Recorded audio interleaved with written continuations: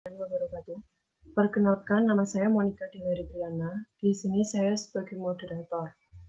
Selanjutnya ada Diah Laili Umihani sebagai polisi, Novi Dwi Astuti sebagai BNN, Nairul Mutaharo sebagai mantan pengguna, Erika Nova Anggraini sebagai dokter, dan Farika Tusyami sebagai psikolog. Sedangkan rangkaian acara yang akan kita lewati adalah pertama pembukaan, kedua penyampaian dan penyajian materi, ketiga sesi tanya jawab, dan yang terakhir penutup. Baik, langsung saja kita mulai ke sesi yang pertama adalah pembukaan. Marilah kita mengucapkan basmalah bersama-sama. Selanjutnya, di sini kami akan berdiskusi mengenai pro dan kontra ganja. Tujuan kita membahas ini adalah untuk mengetahui apakah benar ganja bisa menjadi obat dan kenapa topik ini perlu dibahas. Karena kita sebagai generasi penerus bangsa harus bisa berpikir lebih bijak untuk memilih mana yang baik dan tidak.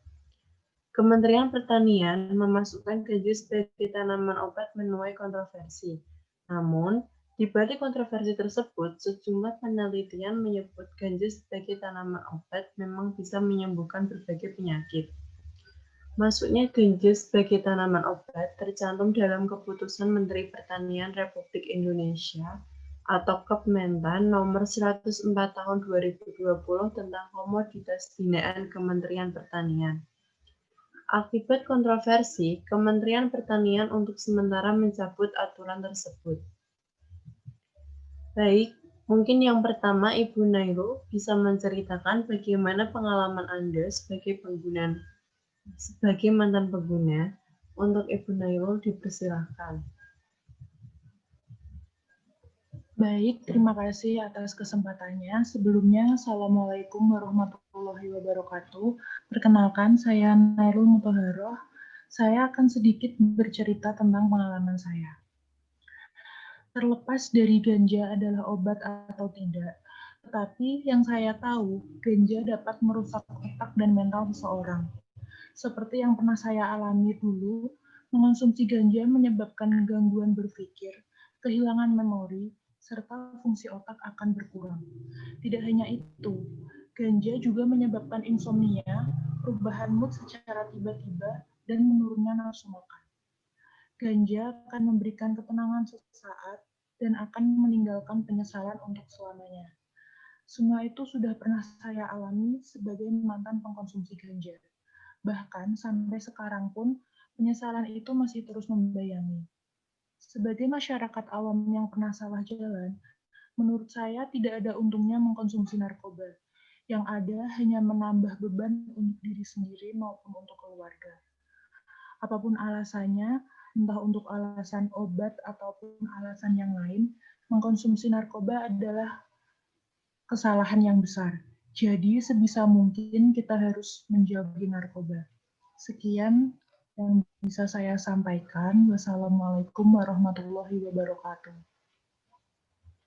Waalaikumsalam warahmatullahi wabarakatuh. Baik, terima kasih. Selanjutnya, menurut Ibu Novi sebagai perwakilan dari BNN, bagaimana tanggapannya mengenai hal tersebut? Untuk Ibu Novi, dipersilahkan.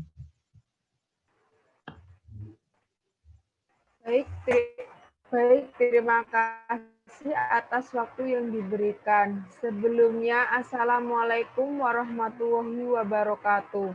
Perkenalkan, nama saya Novi Dwi Astuti sebagai perwakilan tentang pro kontra ganja sebagai obat. Sebenarnya ganja sudah lama menjadi salah satu tanaman obat binaan Kementerian Pertanian Republik Indonesia. Menteri Pertanian telah menetapkan ganja ke dalam daftar tanaman obat komoditas binaan Kementerian Pertanian atau Kementan. Tetapi BNN menilai keputusan yang diambil Menteri Pertanian memasukkan ganja ke dalam daftar komoditas binaan jenis tanaman obat bertentangan dengan undang-undang. BNN sudah mengingatkan dalam Undang-Undang Narkotika, ganja dilarang untuk ditanam. yang jelas bertentangan dengan undang-undang di atasnya, yaitu Undang-Undang Nomor 35 Tahun 2009 tentang narkotika. Karena ganja termasuk golongan tanaman yang jenis akar bertanam diperdagangkan dan digunakan kepentingan rekreasional dan medis. Saya sebagai perwakilan BNN menilai Kementerian Pertanian harus segera dianulir.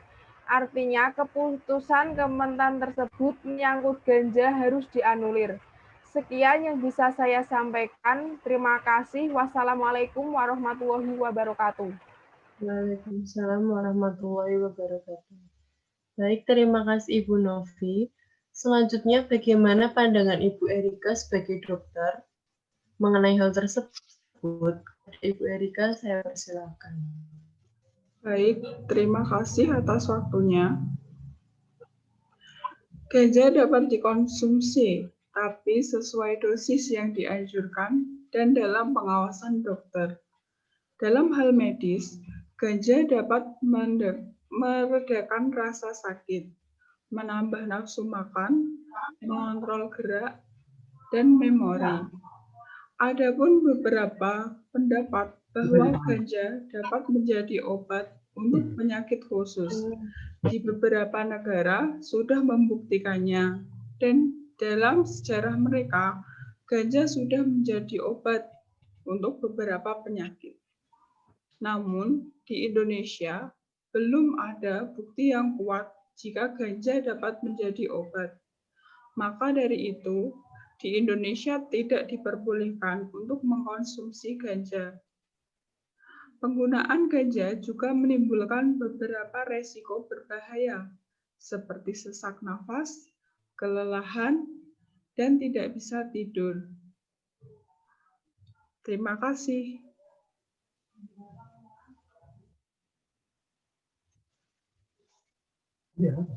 Baik, selanjutnya bagaimana pandangan sebagai psikolog tentang hal tersebut kepada Ibu Farika, dipersilakan. Terima kasih atas kesempatan yang diberikan kepada saya. Sebelumnya, perkenalkan saya Fariatus Syami sebagai psikolog. Efek psikologis dari ganja dapat berbeda antar individu. Beberapa orang mendapatkan manfaat, tetapi juga dapat mendapatkan efek samping, yaitu ketergantungan pada obat.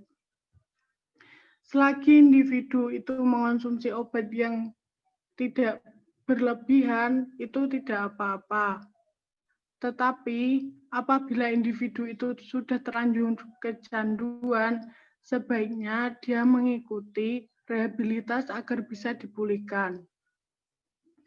Pada penelitian yang dipimpin La Violette mengungkapkan bahwa ganja dapat menghasilkan efek samping psikologis yang sangat beragam pada setiap orang.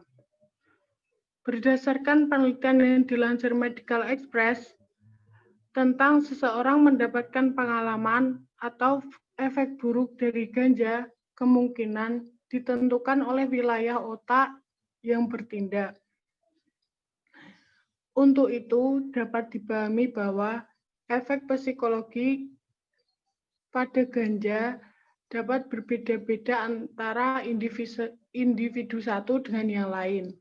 Beberapa individu mungkin tidak mendapat efek samping yang buruk, sementara yang lain bisa juga mendapat efek yang buruk. Gejalanya seperti mudah marah, tidak mementingkan orang lain, dan tidak peka terhadap orang lain. Selain itu, masalah kognitif pada dirinya atau peningkatan risiko skizofrenia. Efek yang berbeda antara individu karena variasi genetik yang berbeda-beda. Sekian dari saya, terima kasih. Baik, terima kasih Ibu Farika. Selanjutnya yang terakhir paparan dari Ibu Hani sebagai polisi. Kepada Ibu Hani dipersilakan. Baik, terima kasih atas waktunya. Assalamualaikum warahmatullahi wabarakatuh. Di sini saya Diah Laili Umihani sebagai perwakilan dari polisi menyampaikan bahwa Hukum di Indonesia melarang penanaman ganja di wilayah Indonesia.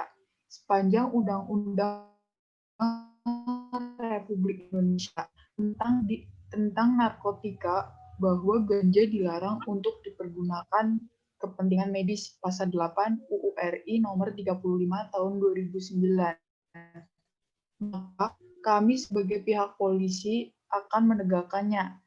Di Indonesia, ganja merupakan salah satu tanaman yang digolongkan sebagai narkotika golongan 1 bersama dengan zat seperti heroin, kristal meth atau sabu. Pada dekade kisaran 1960-an, ganja akhirnya dicap ilegal oleh pemerintah. Aturan hukum terkait ganja seimbang dengan aksi pelanggaran heroin.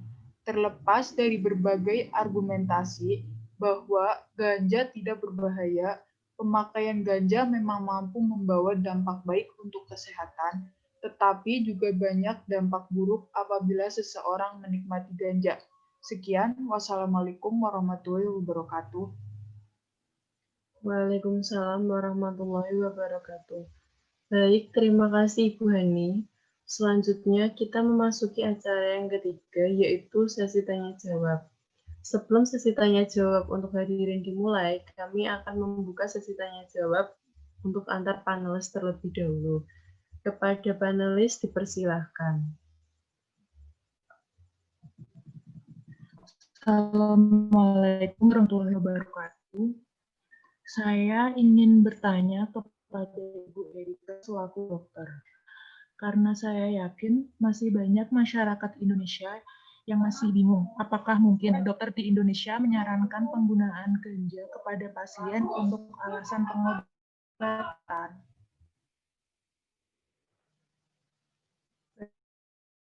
Bisa menjawab.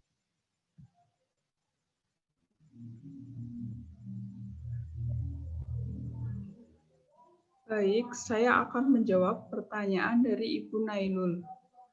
Mengkonsumsi daun ganja tidak disarankan sama sekali apabila mengkonsumsi dengan cara dicampur ke makanan. Pasalnya, ganja yang dimakan akan memberi efek yang lebih terasa karena langsung masuk ke aliran darah. Alhasil, konsumsi ganja bisa memicu masalah kesehatan yang besar. Terima kasih. Baik, terima kasih Ibu Erika. Untuk jawabannya, apakah sudah jelas untuk Ibu Nailul? Sudah jelas, terima kasih atas jawabannya. Baik, selanjutnya apakah ada yang ditanyakan lagi?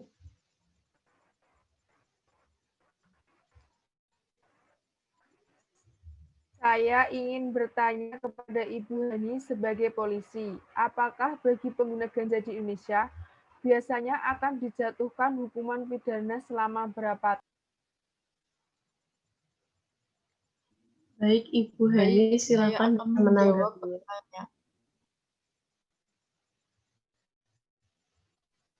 Baik, saya akan menjawab pertanyaan dari Ibu Novi. Setiap orang yang tanpa hak atau menguasai atau menyediakan narkotika golongan 1, maka akan dipidana dengan penjara paling singkat 4 tahun dan paling lama 12 tahun. Terima kasih. Terima kasih Bu Hani untuk jawabannya. Selanjutnya saya sebagai moderator ingin bertanya kepada Ibu Novi selaku perwakilan dari BNN. Bagaimana cara menangani seseorang yang sedang di bawah pengaruh narkoba? Terima kasih. Baik, saya akan menjawabnya. Menurut penjelasan dari BNN yang dihimpun dari website BNN, pertolongan pertama yang dapat dilakukan ketika menghadapi orang yang sedang di bawah pengaruh dari pengguna, menggunakan air panas yang dimasukkan ke dalam botol untuk meredakan rasa sakit. Kedua, dilarang memberikan obat-obatan penghilang rasa sakit bagi orang di bawah pengaruh narkoba. Hal ini menghindari kejadian fatal yang dapat menyebabkan kematian. karena pengguna sebelumnya telah menggunakan narkoba jenis obat yang dikonsumsi. Ketiga, sediakan kamar atau ruangan kepada pengguna yang nyaman dan tenang. Keempat, jika pengguna tidak bisa tidur, maka hendaklah menyediakan majalah, koran, buku, radio, televisi, atau sejenisnya yang dapat menjadi hiburan yang aman dan positif bagi pengguna. Kelima, panggil tenaga profesional seperti petugas kesehatan. Terima kasih. Baik, Ibu Novi, terima kasih atas jawabannya. Selanjutnya, apakah ada pertanyaan lagi? Saya ingin bertanya kepada Ibu Nailul selaku mantan pengguna narkoba. Apa yang membuat Ibu Nailul berhenti mengkonsumsi pada saat itu? Terima kasih.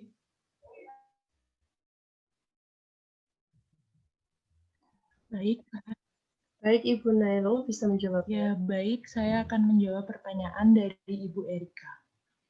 Bersyukur sekali pada saat itu masih ada keluarga yang sangat peduli dengan saya. Mereka selalu menasihati dan memberi dorongan saya untuk kembali ke jalan yang benar. Walaupun awalnya sulit untuk melepas itu semua, tetapi saya selalu berusaha untuk mengurangi pemakaiannya.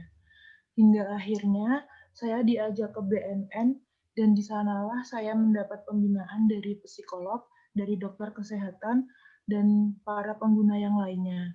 Setelah beberapa bulan direhabilitasi, akhirnya saya dinyatakan sembuh dan dapat beraktivitas seperti semula. Terima kasih. Baik, terima kasih Ibu Nailul. Apakah ada yang ingin ditanyakan lagi? Saya ingin bertanya kepada Ibu Erika. Ganja di sini kan sebagai narkotika golongan 1. Lalu apa perbedaan narkotika golongan 1 dan 2? Terima kasih. Baik, silakan mungkin Ibu Erika bisa menjawabnya. Baik, saya akan menjawab pertanyaan dari Ibu Hani. Narkotika golongan 1 hanya dapat digunakan untuk ilmu pengetahuan dan tidak digunakan untuk terapi, karena dapat menimbulkan efek ketergantungan. Sedangkan narkotika golongan 2 berkhasiat untuk pengobatan, tapi digunakan untuk pilihan terakhir. Selain itu, golongan narkotika ini juga dapat digunakan untuk terapi dan ilmu pengetahuan, tetapi juga memiliki efek yang sangat tinggi, yaitu ketergantungan. Terima kasih. Baik, terima kasih Ibu Erika untuk jawabannya. Selanjutnya, apakah ada pertanyaan lagi? Saya ingin bertanya kepada Ibu Erika, bagaimana kita bisa mengenali orang pecandu ganja secara kasat mata? Terima kasih. Baik, silakan mungkin Ibu Erika bisa menjawab lagi. Baik, saya akan menjawab pertanyaan dari Ibu Novi. Pecandu ganja umumnya terlihat seperti orang depresi dengan ciri muka yang selalu mengantuk, suka menyendiri, antisosial, tidak peduli dengan penampilan, dan jalan sempoyongan. Biasanya terjadi perubahan sifat yang sangat drastis. Misalnya saja selama ini ramah, tiba-tiba menarik diri dari pergaulan. Pada orang kondisi sudah kecanduan berat, efek yang ditimbulkan THC menjadi lebih parah, yakni sering berhalusinasi. Jika tidak dilakukan penanganan secara tepat, maka si pecandu bisa mengalami gangguan jiwa. Terima kasih. Baik, Ibu Erika, terima kasih. Selanjutnya, apakah masih ada pertanyaan? Saya ingin bertanya kepada Ibu Nailul, apa yang mengakibatkan Ibu bisa sampai mengonsumsi obat-obatan terlarang itu? Terima kasih. Baik, Ibu Nailul, saya persilakan untuk menjawab. Ya, saya akan menjawab pertanyaan dari Ibu Hani. Semua berawal dari pergaulan yang tidak tepat. Awalnya, saya hanya ditawari oleh salah satu teman saya. Ia juga pengonsumsi narkoba.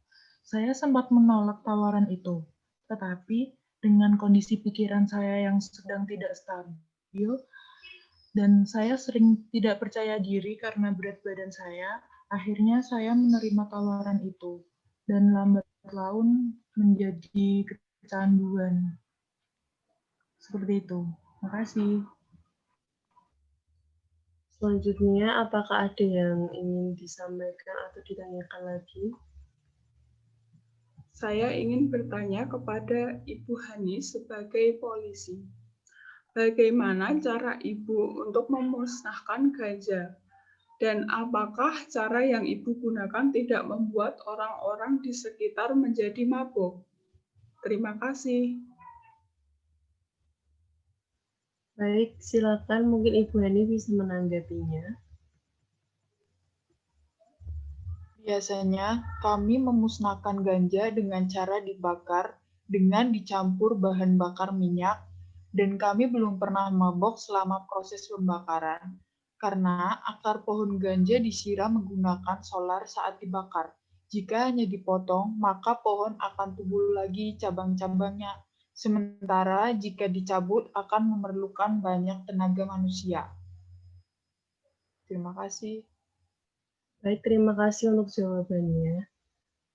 Selanjutnya, saya akan membuka dua sesi tanya jawab.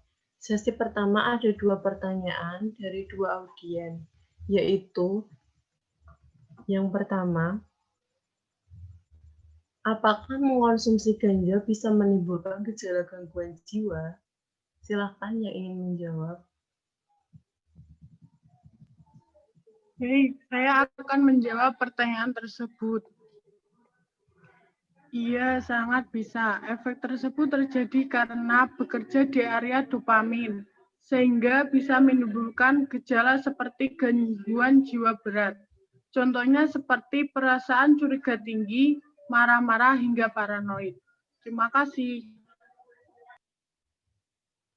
Baik, selanjutnya saya mewakili audien akan menyampaikan pertanyaan yang kedua, yaitu selain manfaatnya di dunia medis, yang masih pro kontra, adakah manfaat lain dari tanaman ganja? Mungkin ada yang bisa menjawab, saya persilahkan. Baik, saya akan menjawab pertanyaan kedua dari audien.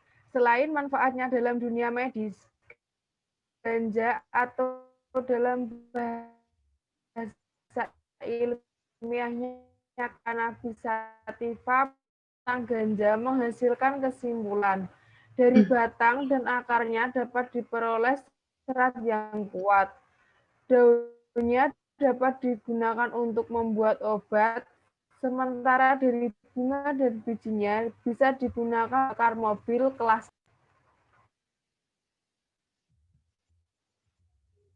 Terima kasih untuk jawabannya.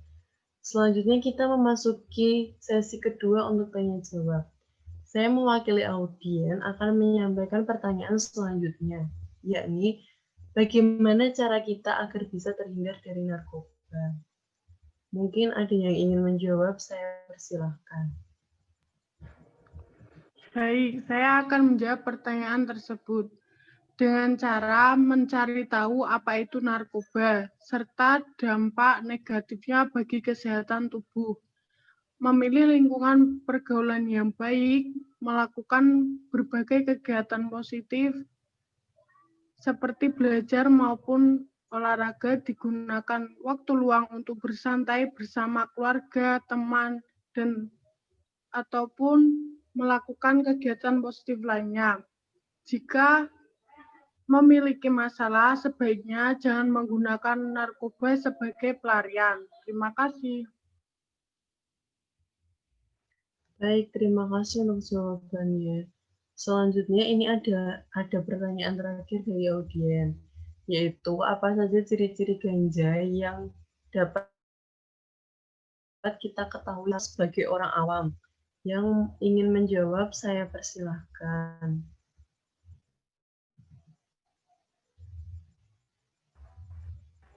Baik, saya akan menjawab pertanyaan dari audiens. Tanaman ganja mempunyai bentuk daun lebar yang menjari dan panjang. Tanaman ini bisa tumbuh di pegunungan tropis dengan ketinggian di atas 1000 meter di atas permukaan laut. Pohon ganja yang ditanam hanya dapat tumbuh hingga 5 meter tingginya, dan sebagian tanamannya seperti daun, batang, dan bunga dapat dikonsumsi oleh manusia. Cara mengonsumsinya pun berbeda-beda, mulai dari dimakan langsung hingga diolah terlebih dahulu. Terima kasih. Baik, terima kasih untuk jawabannya. Saya akan menyampaikan kesimpulan dari pembahasan hari ini, yaitu narkoba adalah hal yang harus dihindari.